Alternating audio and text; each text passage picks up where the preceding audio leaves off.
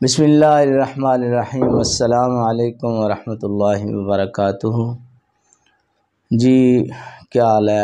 امید ہے اللہ کا کرم سے آپ سب خیریت سے ہوں گے۔ اللہ رب العالمین ہم سب کو اپنے فضل و کرم فرمائے ہم سب پہ۔ اور میں ہوں حکیم قاری محمد صفدر اعظمی، آپ میرا یوٹیوب چینل دیکھ رہے ہیں۔ اب جو آپ حضرات کے سامنے نسخہ پیش کرنے لگا ہوں یہ ہے گردے کے درد کے لیے۔ بہترین نسخہ ہے، مختصر ہے، بنانے میں آسان ہے، اور یہ آپ حضرات کے سامنے حاضر خدمت ہے آپ کی۔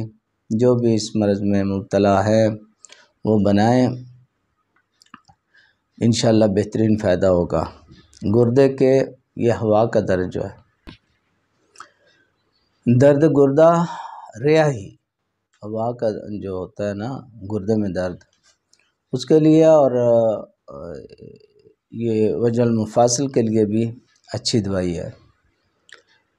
اس میں جی آپ نے لینا ہے مصبر زرد 1 تولہ، اور تربت 1 تولہ تروی، سرنجا تلخ 1 تولہ، لونگ لینے ہیں آپ نے جی 1 تولہ، اس دوائی میں زراعی مدبر 1 تولہ۔